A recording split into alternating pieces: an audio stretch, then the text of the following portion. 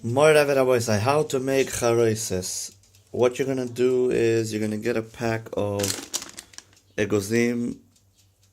Of course, you want to make sure they're kosher lepesach.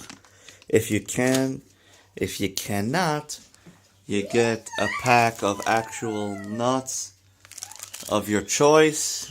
In any case, you get them, you put them in a bag, and you bang them up. If you need to crack them first, the shells, then you do it with these. Once you have the nuts cracked, you will shred some apples. Yeah? Shred some apples.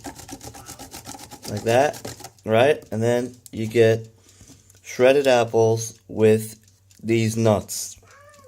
Then you're going to take wine. I'm using red wine, sweet wine with a little bit of seltzer or whatever.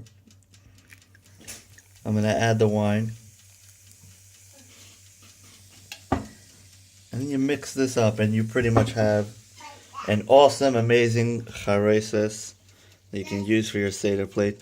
Of course, there are people that will put dates and figs and all kinds of random stuff. I don't know. Maybe it helps them in life. I like this classic apples, nuts, and red sweet wine. Works every time.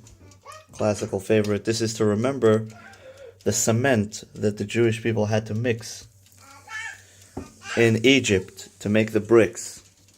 This is to commemorate that, to remember the exile in order to go out to the redemption. That's what the charoses is about. Now, obviously, it's remembering something that's not exactly positive in Jewish history, but it tastes amazing.